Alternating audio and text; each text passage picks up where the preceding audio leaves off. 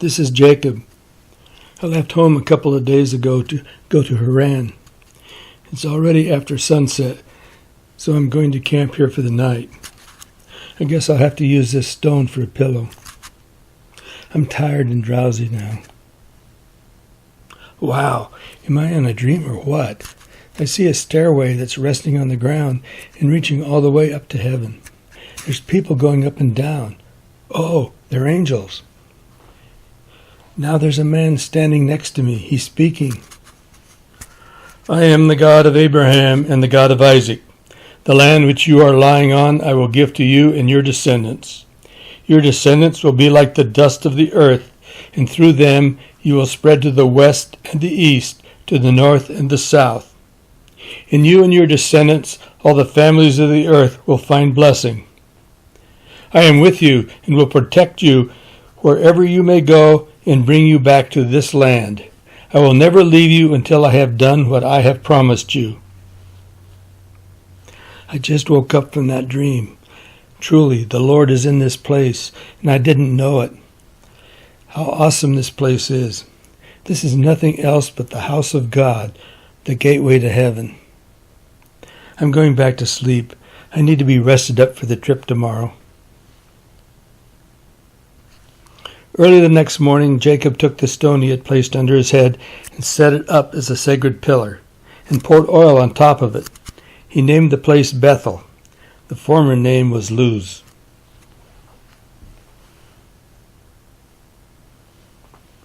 This is Jacob again. I'm almost to Haran. I'm in open country now. I see 3 flocks of sheep in the distance. As I get closer, I see they are all gathered around a well that has a huge stone covering it. My brothers, where are you from? We are from Haran. Do you know Laban, Nahor's son? We do. Is he well? He is, and here comes his daughter Rachel with the sheep. There's still much daylight left. It's hardly time to bring the animals home, water the sheep, and then continue pasturing them. We can't until the shepherds are here to roll the stone away from the mouth of the well so we can water the flocks. Laban's daughter is here now with his sheep. I'm going to roll the stone away for Rachel. Boy, is it heavy. Done. I just kissed Rachel, and I'm crying like a baby. I'm your father's relative, Rebecca's son. She ran to tell her father. He's coming now. He embraced and kissed me, and now we're going to his house.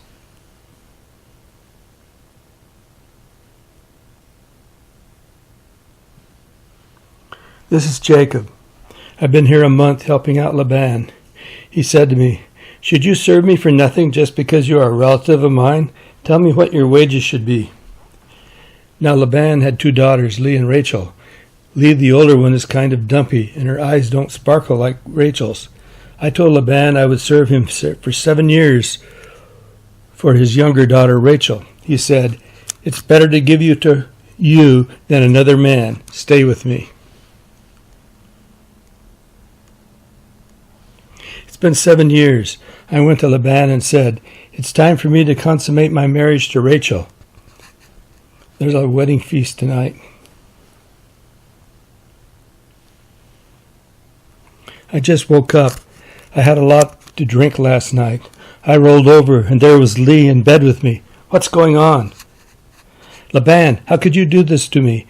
Was it not Rachel that I served for you? Why did you deceive me? It is not the custom of our country to give the younger daughter before the older one. Finish the bridal week for this one, and the other one will be given to you in return for another 7 years of service with me.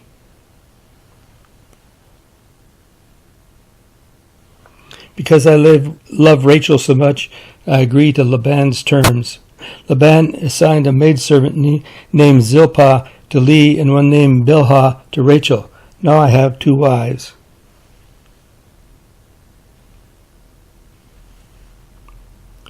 This is Jacob. Rachel gave birth to my 11th son, Joseph. It's her first. After I got married, Leah gave birth to 4 sons in rapid succession. Their names were Reuben, Simeon, Levi, and Judah. Then Leah stopped bearing children.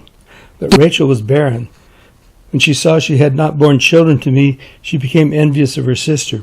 She said to me, "Give me children or I shall die." I became angry and said, "Can I take the place of God who has denied you fruit of the womb?" She said, "Here is my maidservant Bilhah. Lay with her and let us adopt the baby." When Bilhah gave birth, Rachel said, "God has vindicated me. He heeded my plea and gave me a son." Then Bilhah had another son. When Leah saw that she was through bearing children, she gave her maidservant to me, and she bore a son. Then the maidservant bore a second son. One day during the wheat harvest, Reuben came across some mandrakes, which are thought to cause fertility. He gathered them up for his mother Leah. Rachel said to Leah, "Please give me some of your son's mandrakes." Leah replied, "Was it not enough for you to take away my husband, that you must now take my son's mandrake?" Rachel said, "In that case, Jacob may lie with you tonight in exchange for your son's mandrakes." When I came in from the field that night, Leah met me and said, "You must have intercourse with me tonight because I have hired you with my son's mandrakes." She became pregnant and bore a fifth son. Then she conceived a sixth son. Afterward she gave birth to a daughter, Dinah. Then God remembered Rachel. God listened to her and made her fruitful. She bore a son, and she said, "God has removed my disgrace."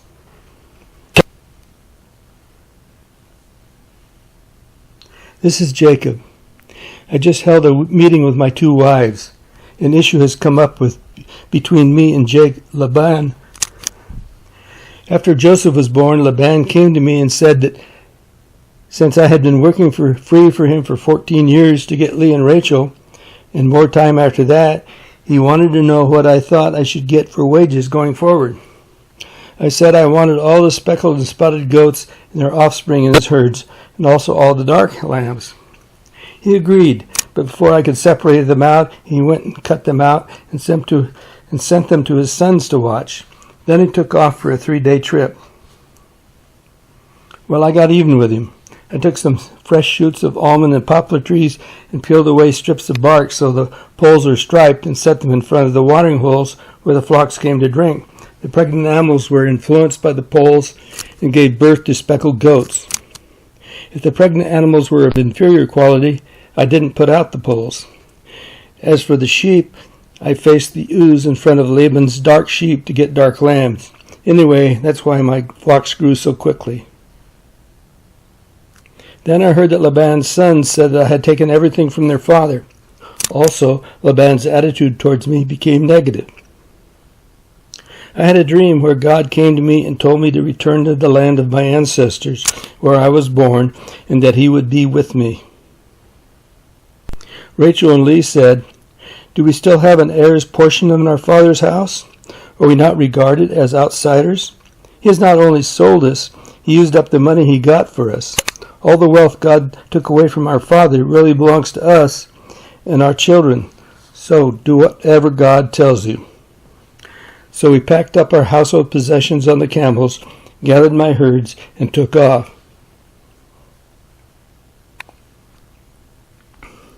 Now Laban was away shearing his sheep, and Rachel had stolen her father's household totems.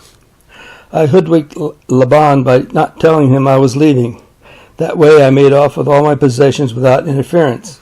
I made it across the Euphrates to Gilead before Laban caught up with me. Laban said to me, "How could you hoodwink me and carry off my daughters like prisoners of war? Why did you dupe me by stealing away secretly? You didn't tell me. I would have sent you off joyfully with singing to the sounds of tambourines and harps.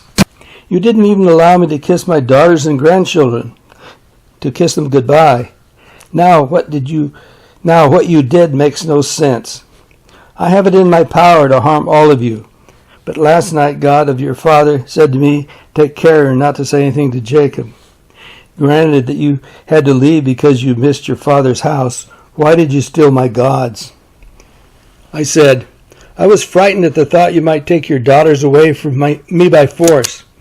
As for your gods, the one you find them with shall not remain alive.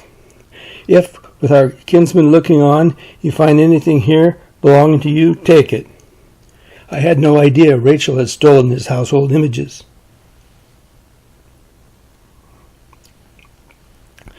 Laban went and searched through Leah's tent as well as the tents of the two maidservants, not finding anything. When he came to Rachel's tent, she was sitting on a camel's saddlebag where she had hidden the images. While Laban was rummaging through her whole tent, not finding anything, she said, "Forgive me, my lord, that I do not rise. I'm having my period." So Laban didn't find anything in her tent.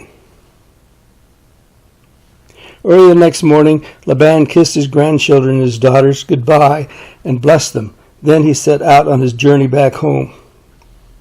Meanwhile, Jacob continued on his own way, and when God's angels encountered him, he stopped and said, "This is God's encampment."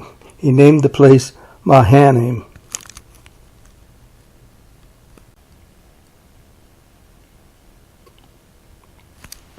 This is Jacob. I'm on my way to meet Esau. I'm a little worried that he still holds a grudge. I divided my people and flocks into 2 camps in case Esau attacks us. In that way, at least some of my people will survive. I'm going to pray now. God of my fathers, Abraham and Isaac, your Lord who said to me, "Go back to your land and your relatives, and I will be good to you." I am unworthy of all the acts of kindness and faithfulness you have performed for your servant. Although I crossed the Jordan here with nothing but my staff, I have now grown into 2 camps. Save me from the hand of my brother Esau. Otherwise, I fear he will come and strike me down, and the mothers with the children. You yourself said, "I will be very good to you, and I will make your descendants like the sands of the sea, which are too numerous to count."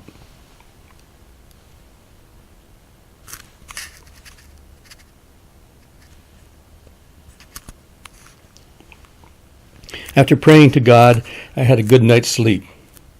This morning, I decided to make a present for Esau. I selected out 200 she-goats, 20 he-goats, 200 ewes, and 20 rams. Also, 30 female camels and their young, 40 cows and 10 bulls, 20 female donkeys, and 10 male donkeys. I sent these animals ahead with 3 servants. I told them to tell Esau that his servant Jacob has sent them as a gift and that he is right behind. I figured that if I appease him with a gift first, then when I face him, maybe he will forgive me for stealing his birthright.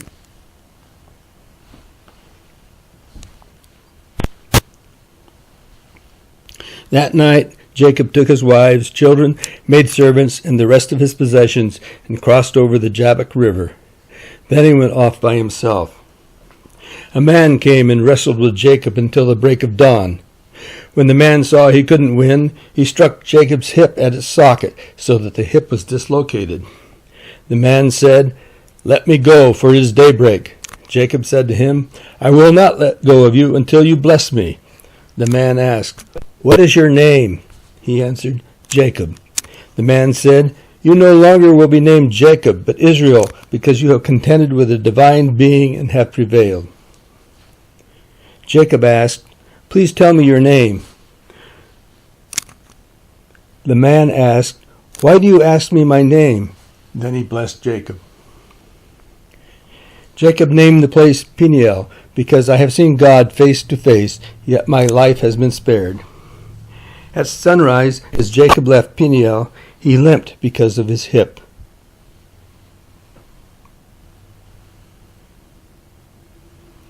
This is Jacob. I just looked up and saw Esau coming.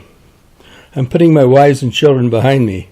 First the maidservants and their children, then Leah and her children, and Rachel and Joseph last. Now I'm out in front on my knees. I ran to Esau and bowed 7 times on the way. He ran and grabbed me around the neck and kissed me. When he saw the women and children, he asked, "Who are those with you?"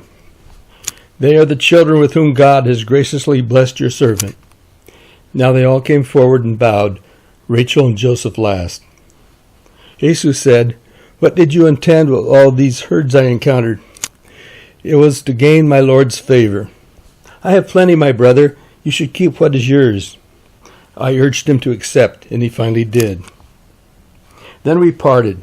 Esau went back to Seir. I went to Succoth, where I made camp. Finally I went to Shechem. There I bought a piece of land for 100 pieces of money, where I pitched my tent.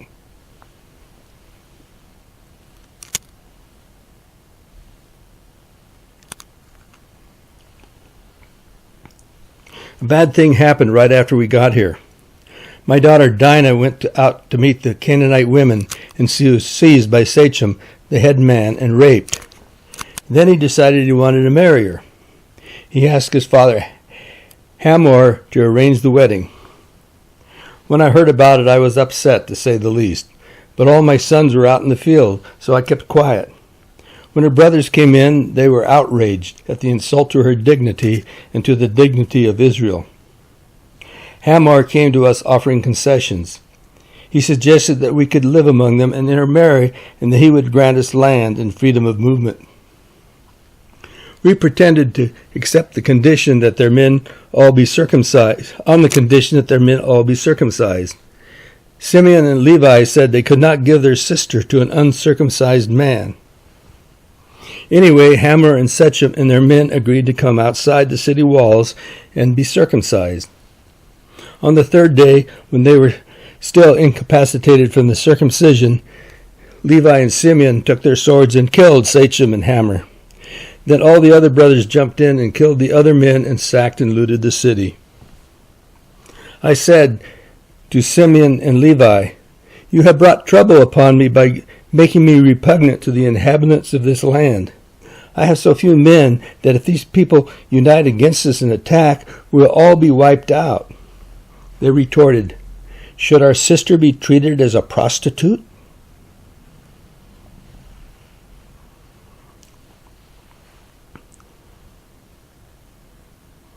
This is Jacob.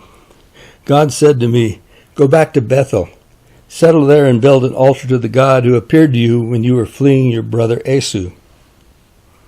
I told my family and household to get rid of the foreign idols, purify themselves, and change their clothes. I said, "Let us go up to Bethel so I can build an altar there to God, who answered me on my day of distress and has been with me ever since." I buried all the foreign gods under an oak tree nearby. Then we set off. All the surrounding villages let us pass without incident, as they were afraid of God's power. I built an altar here in what used to be Luz and is now Bethel. Then God blessed me and said, "Your name is Jacob. You will no longer be named Jacob, but Israel will be your name." Then God said to me, "I am God Almighty. Be fruitful and multiply. A nation, indeed, an assembly of nations will stem from you, and the kings will issue from your loins. The land I gave to Abraham and Isaac I will give to you, and to your descendants I will give the land."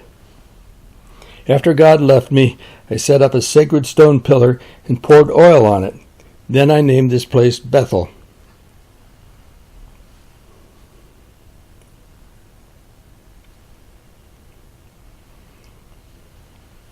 After I set up the pillar in Bethel, we left for Ephrath. About halfway there, Rachel went into labor. She was in great pain and distress. As she delivered, the midwife said, "Do not fear, for now you have another son." At that point she was dying. In her last breath she named her son Benoni, but I named him Benjamin. We buried her alongside the road there, and I set up a sacred pillar on her grave.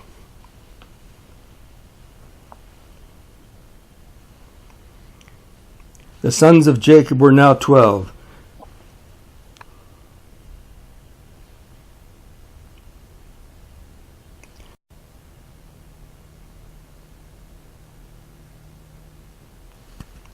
The sons of Jacob were now 12.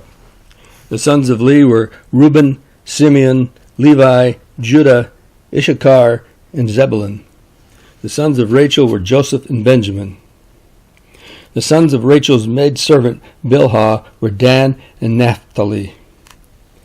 The sons of Leah's maidservant Zilpah were Gad and Asher. Jacob went home to his father Isaac at Mamre in Hebron. Esau took his wives from among Canaanite women. Adah, a Hittite, bore him Eliphaz. Basemath, a daughter of Ishmael, bore him Ruel. Oholibamah, a Hivite, bore him Jeush, Jalam, and Korah.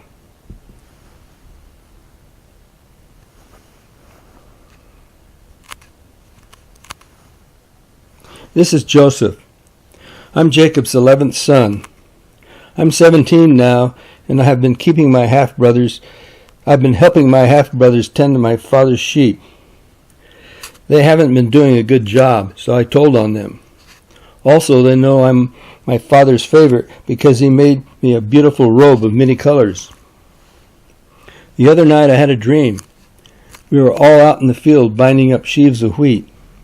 All of a sudden my sheaves stood up and the other sheaves started bowing to it.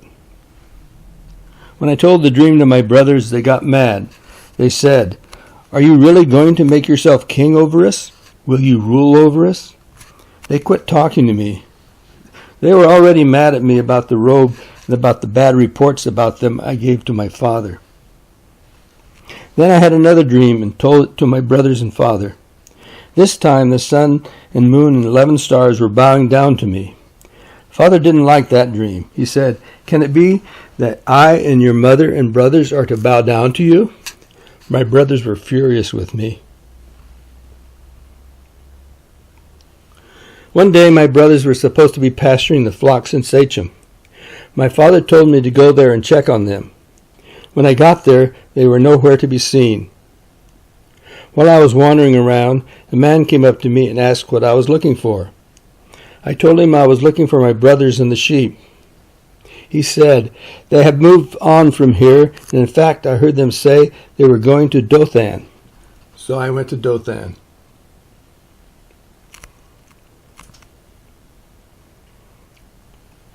This is Reuben. We were tending my father's flocks in Dothan when Joseph showed up. We knew he was checking up on us, so some of my brothers hatched a plot to kill him. I tried to protect him, so I said, "There's a dry cistern here. Let's pull him in there. After all, he's our blood brother. We don't want his blood on our hands." I intended to come back later and let him out. While I was off tending sheep, a caravan of Ishmaelite traders from Gideon came by. Judah said, What do we gain by killing him? Let's sell him to these traders." So that's what they did.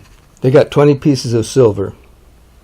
To cover up, they killed a goat and soaked Joseph's robe in its blood. When they got home, they showed it to their father and said he had been torn to death by wild animals.